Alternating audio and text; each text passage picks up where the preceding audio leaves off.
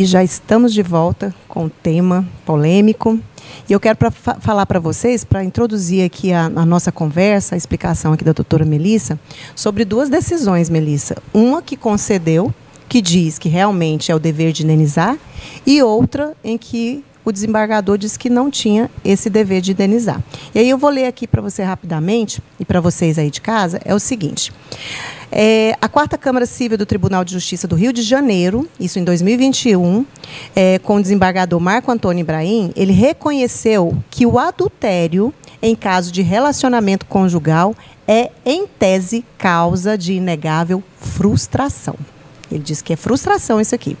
E, não raro, leva a quadro de depressão e até mesmo a resultados trágicos. Contudo, o julgador justificou a negativa ao pedido reparatório de danos morais de que, na sociedade pós-moderna, em que os relacionamentos são descartáveis, os compromissos de namorados, noivos e cônjuges se tornaram meramente retóricos e não atraem qualquer tipo de sanção moral quando descumpridas.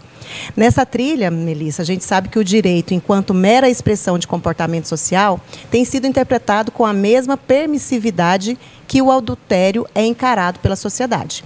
Em suma, a fundamentação do julgador foi o seguinte, numa obra de Bauman, que diz: amor líquido sobre a fragilidade dos laços humanos. E dentro desse livro, o Bauman fala o seguinte, uma incômoda verdade, qual seja, é de que onde há dois, não há certeza. Então, nesse do Rio de Janeiro, ele falou da simples aqui, frustração, falou desses relacionamentos que nós vivemos hoje na nossa sociedade moderna, mais líquidos, né, esses relacionamentos, então, não gerou o dever de indenizar. Já nesse outro aqui, no Tribunal de Justiça de São Paulo, ele reputou como abusiva a conduta do cônjuge infiel, que, após a separação e sem justificativa plausível, decidiu morar com a amante em residência próxima à de sua ex-esposa e filhas, reconhecendo o dever de indenizar neste caso, sob o entendimento de que a conduta do apelante posterior ao adultério, veja só, ele não estava casado, já tinha, né, recém-separado, justifica o dever de indenizar, caracterizado o ato ilícito na modalidade de abuso de direito, pois este excedeu manifestadamente seu direito, violando os limites impostos pela boa-fé e pelos bons costumes. Então, nós temos aí duas decisões que eu peguei, um de São Paulo e um do Rio. Né? E essa do Rio, o que você acha que ele não indenizou? Né? Que são essas relações líquidas que nós temos hoje, que ele fundamentou essa decisão dele? Eu acho mera frustração. Eu acho muito interessante, né? O amor líquido, né? O Bauman, toda a situação, super indico para todos fazerem leitura. Qual que é o nome do livro? Desculpa te cortar, para a gente falar para os nossos telespectadores. É Amor Líquidos, Amor Líquidos do Bauman. Isso, do Bauman. Então, assim, o que significa isso, né? Significa que os relacionamentos estão durando menos tempo. Né? As pessoas, elas têm mais facilidade, vamos colocar aspas nesse facilidade, né? As pessoas teriam mais facilidade de trocar de relacionamento. Então, eu gosto muito do Rodrigo da Cunha Pereira, né? Que ele escreve muito sobre isso, que eu digo o seguinte, o amor, ele começou a fazer parte da família, né? O afeto começou a fazer parte das famílias. Hoje, nós não conseguimos imaginar mais um relacionamento sustentado só pelo interesse patrimonial ou porque as mulheres não possuem direito de sair fora daquele relacionamento, os homens também, né, por uma questão social. Então, hoje as pessoas buscam muito mais pelo relacionamento afetivo e amoroso. Então, eu vejo que esses compromissos, esses deveres que constam no Código Civil, que a gente chama de deveres matrimoniais, eles são muito mais sérios nessa sociedade líquida. Porque no momento em que eu caso com alguém, né, e eu estou me comprometendo que eu vou seguir os deveres conjugais, porque eu não abri mão deles e o Estado não me permite que eu abra mão deles, porque no momento em que eu quiser fazer um pacto antinupcial e dizer que eu estou abrindo mão da fidelidade, o Estado vai me dizer, opa, Melissa, para aí, tu estás infringindo os bons costumes. Então, se eu infrinjo os bons costumes quando eu desejo abrir mão da fidelidade, significa que a fidelidade ela é imposta para mim. Se a fidelidade ela é imposta para mim, ela tem que ser imposta pelo outro, porque eu acredito na fidelidade do outro. Eu estou casando sob esse juramento, né? Com essa promessa. E se o outro me trai, ele está sendo irresponsável emocionalmente comigo, está sim agindo contrário ao ordenamento jurídico brasileiro, porque ele está infringindo uma lei. Então, isso é um ato ilícito. E se ele me causar um dano psicológico, eu mereço ser indenizada por dano moral. E porque eu vou preencher os elementos da responsabilidade civil.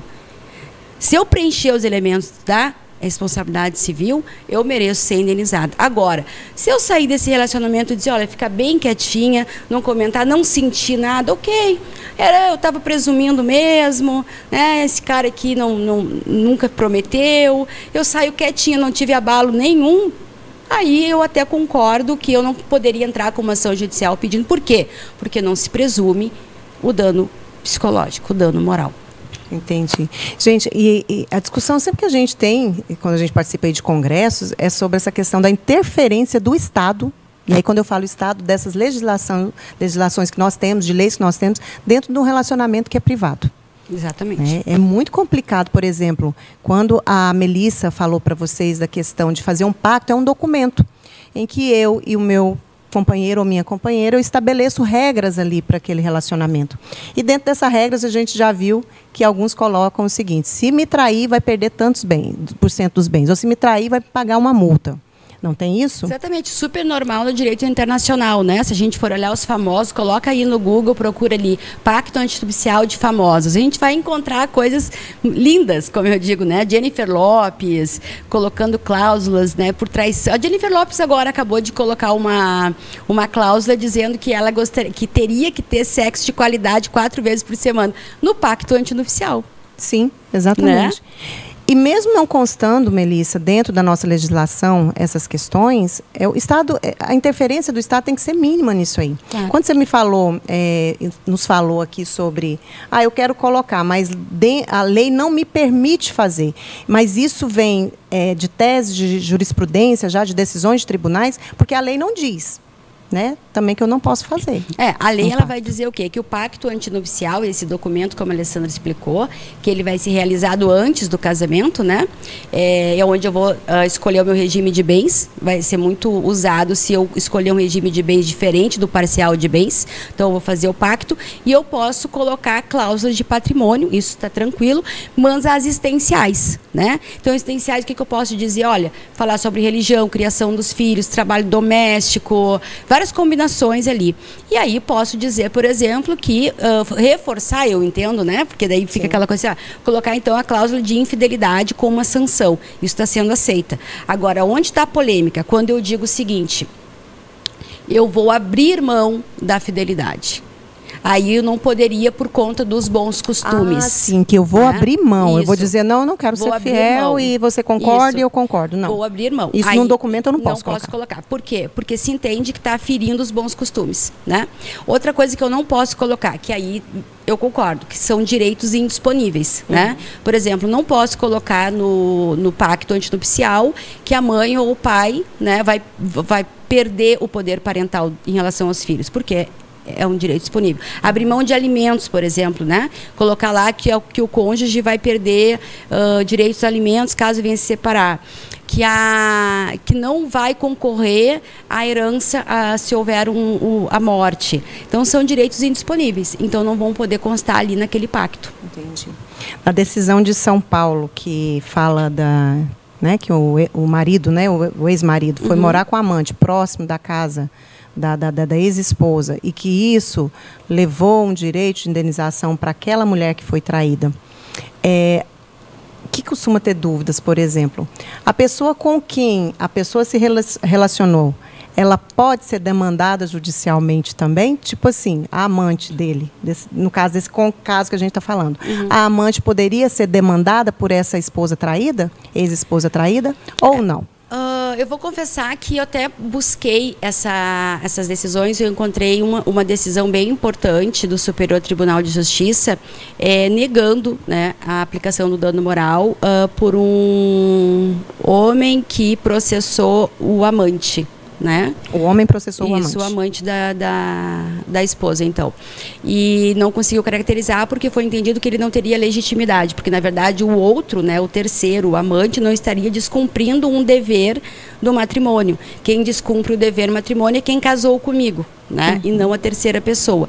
Mas nós temos entendimentos também que, aí como eu te falei, é uma ação de responsabilidade civil dentro do cível, certo? Então, assim, vamos supor um caso hipotético.